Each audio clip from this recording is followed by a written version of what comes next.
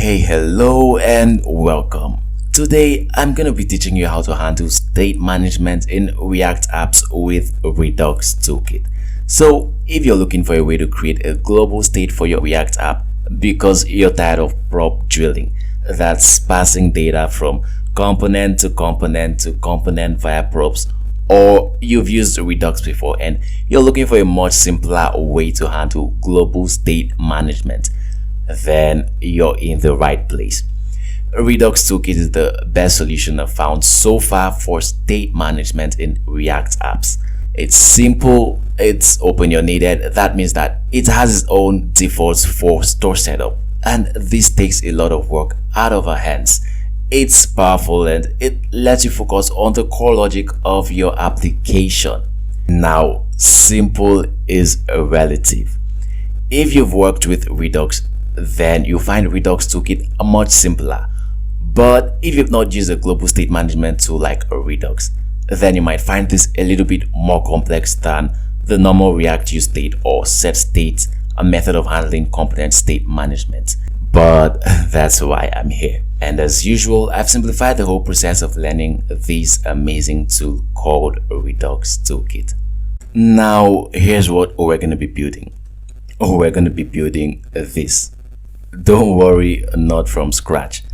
Since our focus is on Redux Toolkit, I've done the difficult job of setting up the app structure and design, and I put it in the GitHub template repository. You'll find the link in this video's description, and I'll show you how to use it in a sec. I wasn't joking when I said in a sec. Here you go. This is the Instagram React template. So to use a GitHub template repository, all you need to do is click on this use this template button. It's green right there. Click on it and we should have another page open, and this is where you're going to name your repository. So this is not like forking a repository. When you use a GitHub template, the files are yours. So it's like a new repository from the file structure of the existing repository. Let's name this Insta Redux Toolkit. Alright, now it's gonna be a public or private repository. That's your choice. Then create repository from this template. Here we go. This is the repository Insta Redux Toolkit. This is your own repository if you've done this. So the next thing we're going to do is clone this repository and then make changes to it. So I'm going to copy the repository link and go over to my terminal. Right here, git clone and the repository link. Alright, remember, do this in a project folder or like in a folder where you create your React applications. Now we have that, we're going to open it up with my IDE WebStorm. You can use any text editor of your choice, but I usually recommend a WebStorm because it simplifies a whole lot of development process. So we have that WebStorm 64 and Insta Redux Toolkit. Okay, we're right here and we'll go straight to the app.js file to see what we have. So currently we have two components in our application, and that's the bio component and the gallery component. These are the things that make up the Instagram app that we saw earlier. So we open this components directory and click on the gallery.jsx file. This is what we have right now in the gallery component. You see that we're getting posts from data. So this is a data directory, and you can see it right here in the file explorer. So inside this data directory, we have the index.js where we're exporting our posts from, and we have the post.js file. Now this post.js file contains the different posts that our app is expected to have. So we have the first post with ID, image URL, that's the images you saw earlier, and text. So this could be you create a new Instagram post, you have the image and then you have the text for that image. Oh, I'm so happy today. And we have for the second one and the third one until the sixth one. So that's what we have in the post.js file, and we're exporting it on line 1 right there. So that's for that. And then over to the gallery.jsx file, we're importing it and we're using it for our gallery items. So look at right here on line 5, you can see gallery items is equal to post.map, and we are iterating through all the objects in the post array. So right here on line 6 we have div class name item key post.id and that. So look at the image, and we're getting the image src from the post object. So that's post.image url. So that's what we have right now. Now this tutorial assumes that you already have knowledge of React and JavaScript. If you don't, you can check my channel to see if I've created any React course. If not, there are other amazing channels where you can find awesome React tutorials. Now that we have this gallery, what we want to do is access posts from a global state. Remember, what we would have done initially was use something like the use state. This is a functional component, so we import like the use state on line 1 and then create a state for this gallery component. After that, if we want to use it in a different component, we'll have to start passing that state as prop and as prop and as prop and so on and so forth. But we don't want to do this anymore. We want our state to stay in one place. So we want to create our state in one place and be able to access it from anywhere in our application. What we want to do is create our state right here in this data directory, and then be able to access it from the bio component or the gallery component or the nav component or wherever we want. And we'll see how to do that with Redux Toolkit. Now what we're going to do next is install our project dependencies. And if you're using WebStorm, you can click on this terminal button at the bottom of the window and you will have that set up for you. If not, you'll have to go over to your terminal and cd into the Insta Redux Toolkit directory. Right here in the Insta Redux Toolkit directory, we're going to run yarn install. Okay, with our packages successfully installed, we can start up our application to make sure everything is working fine. Again, if you're using WebStorm, you can simply click on the npm button at the bottom left and then double click on the start right there. If not, we'll go back to our terminal and run yarn start. Nice, everything is working just fine. Now the next thing we're going to do is set up a Redux Toolkit for our application, and then we'll use that to store our application data. Next, we'll go ahead to get our application data from our global state, and then we'll see how we can make this add button right here to work. So currently, if we add an image, nothing happens. So we're going to see how to add data to our state, and that means that when we click on this add button and we select an image, we should see that show up in our application. Let's go back to WebStorm and set up a Redux Toolkit. Back in WebStorm, what we want to do next is run the installation command for Redux Toolkit. So we'll check that out in the Redux Toolkit documentation. Right here in the Redux Toolkit documentation, let's click on the Get Started button. And look at that, getting started with Redux Toolkit. Over here in the installation section, you can see that Redux Toolkit has an integration with Create React App. So if you want to create a new React app with Redux Toolkit straight away, you can run this command. If not, you go over to the existing app section and see what we have right there. So yarn add redux/toolkit and paste it in our terminal. We're also going to add the React Redux package. So right here you write React Redux and enter. Awesome. With that successfully installed, let's see how we can configure our application to use Redux Toolkit. Before we do that, let's understand how Redux works. Now, this is in case you haven't used Redux before. If you have, you can just skip past this part and meet me in the next section. Alright, here's an article where I wrote about the React hooks use context versus Redux. I'll leave the link to the article in the description of this video. Although this is a comparison between the React use context and Redux, I explained how Redux works in this article. The React context is another state management solution by React. And in this article, I picked use context over Redux. But that was before I met Redux Toolkit. Now, you've heard me talk about Redux and Redux Toolkit. Redux Toolkit is built on Redux. What is Redux? Also a state management tool. But what Redux Toolkit does is that it simplifies the whole process of using Redux. And it also uses the React use context behind the scene. In the course of building our project, here are the three main terms you're going to hear: actions, reducers, and store. Now, what are actions? They are what their name suggests: actions, do something. So these are objects that are used to send data to the Redux store. Let me put that better. These are objects that are used to tell our reducers what to do.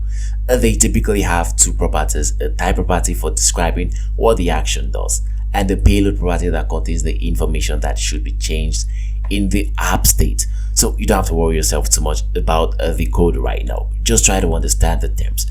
We will see the code very soon. Now look at reducers. Remember, actions tell reducers what to do. Reducers do. So, oh, this is the action. Action, tell me what to do and give me data. So you have the action, you have the payload, data, that's the data. So this is the type of action I want the reducer to take, and this is the data to use to perform your action. Now reducer, do your work. So that's it. Action, this is what I want you to do. This is the data for it. And reducer takes in the data, reads the action, and does something to the state, then returns a new state. Then the store is where the application state is housed, and there's only one store in any Redux application. So that's basically how Redux works. You have the actions, you have the reducers, and you have the store. Now let's go back to our WebStorm IDE and see how Redux Toolkit simplifies the whole process. Back to our file explorer. In the data directory, we're going to create a slice.js file. So what is a slice? It's just a collection of reducer logic. That means that a slice is going to contain the reducers and the actions for a particular part of our store, for example the gallery section. So let's create this slice.js, and we have that right there. Let's start by importing create slice from Redux Toolkit. That's the redux.js/toolkit package we installed earlier.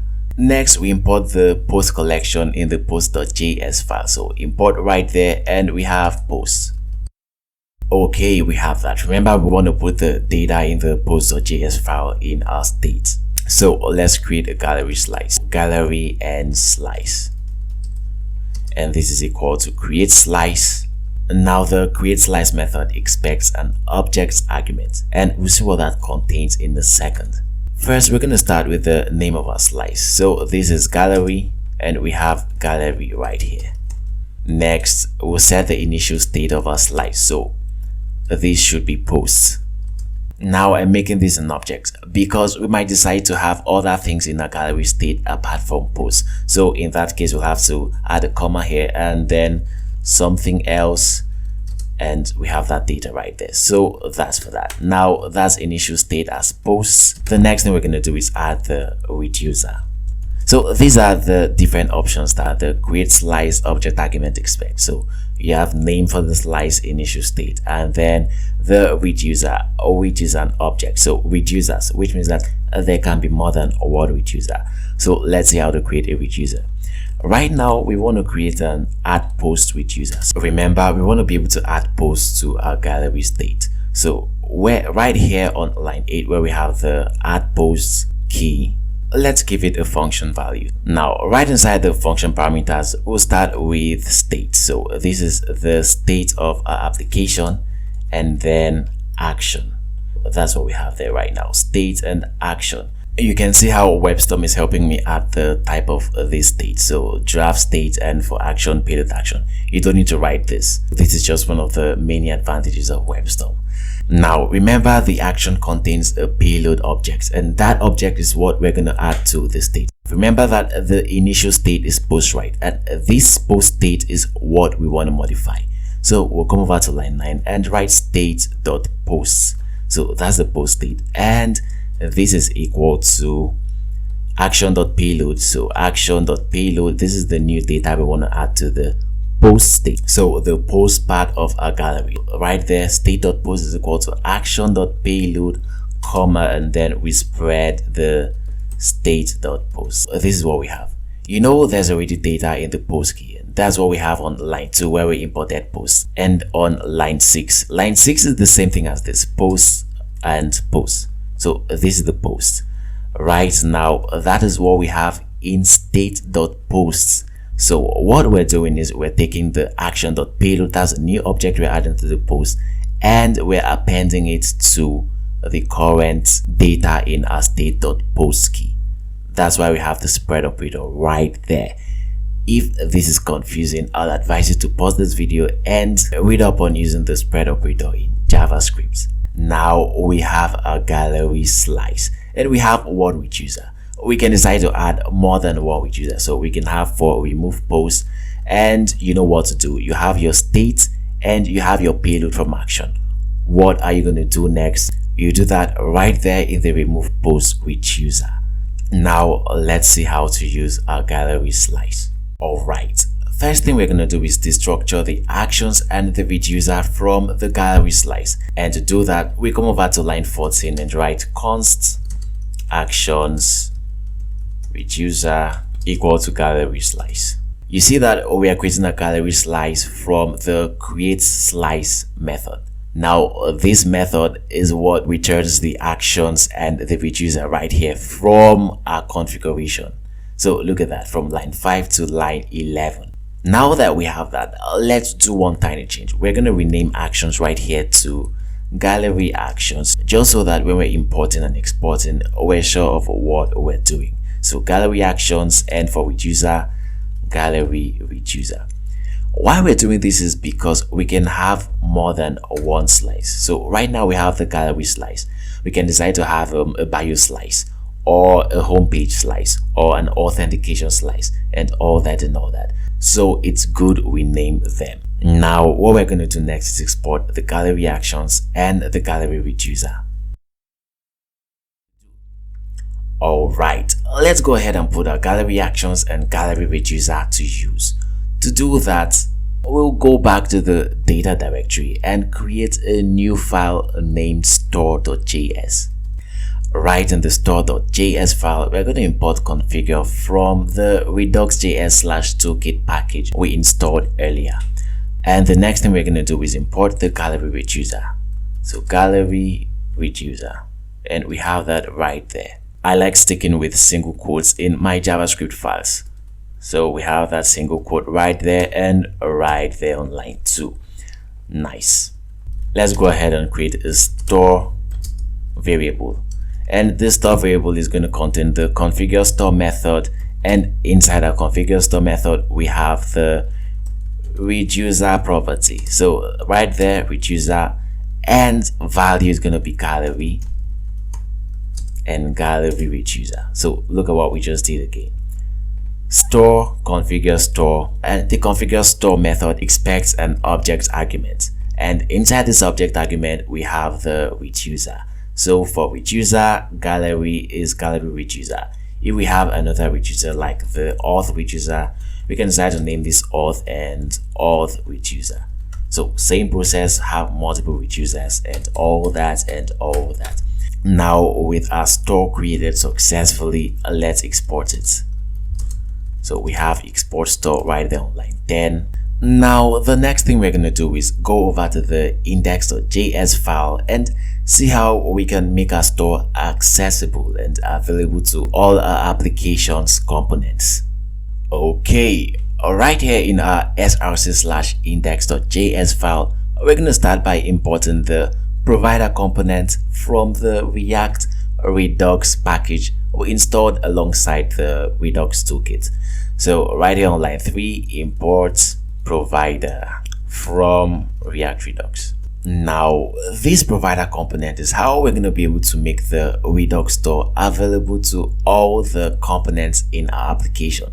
So that is why we're going to wrap the app component with the provider component. So here's what I mean. Right here on line 8, provider, we close that and we move the app component inside the provider component. Now that we have that, we're going to add the store props to the provider. So this is going to be the store we created earlier, remember. So we have store right here. And you see that WebStorm has helped me to automatically import a store. I like changing this to single quotes once again. So we have that right there on line 5. Let's see how we can access our store from the gallery component. Hey, alright, back in the gallery component, we're currently getting our post data from the post.js file.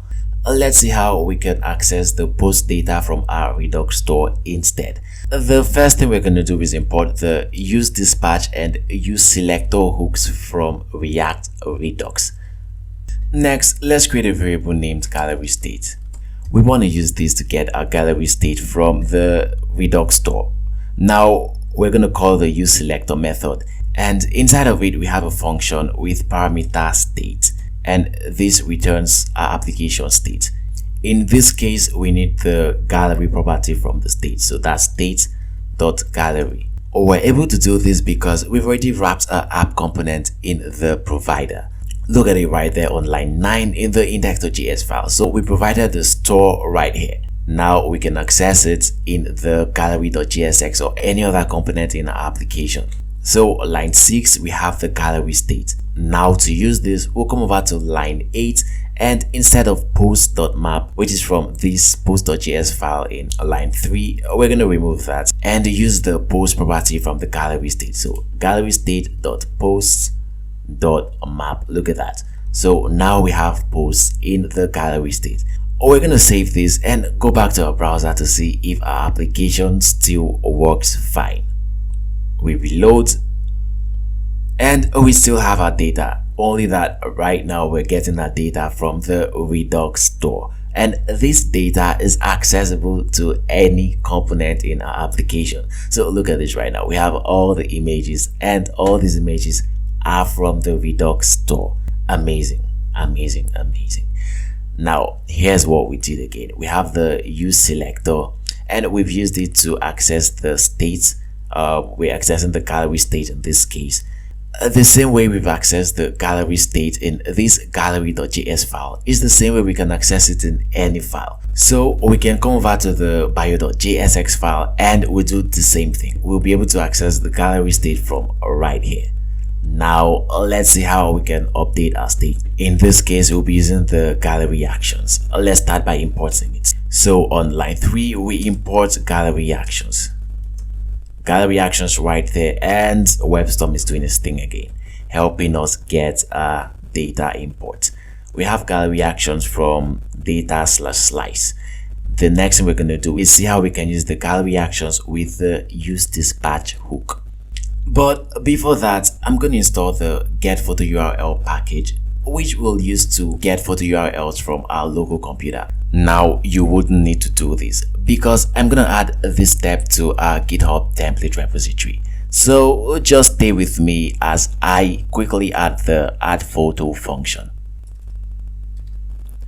Next, we'll add this to our buttons event listener. So that's the add photo button right there on line 28. On line 28, we have on click, and this is equal to add photo. Awesome. Let's go ahead and see how we can use the useDispatch hook and the gallery actions to add photo to gallery. In order to use the useDispatch hook, we'll have to call it in a variable. So let's create a variable named dispatch, and this is equal to useDispatch. Now with this dispatch method, we can then dispatch an action. So that's what the name stands for. Dispatch to dispatch an action. useSelector to select. Dispatch to dispatch. Now we have dispatch on line 8. Let's copy that because we're going to use it in the add photo function.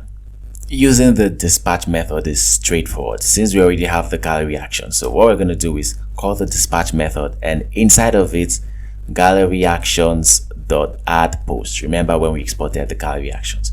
So inside the gallery actions, we have the add post action. Let's quickly go back to the slides.js to see that this is what we have. So look at here right now, the use reducer, we have add post right there, and this add post does something. Now back to the gallery.jsx file, we have gallery actions dot add post. Then what next? We're going to give this add post method a payload. That's the post data. See where we created the post data already on line 12 to line 16. So let's add that here. We have posts. Nice.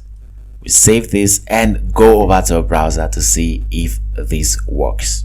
Back in the browser, what we're going to do is click on this plus icon, select an image, and awesome, this works just fine.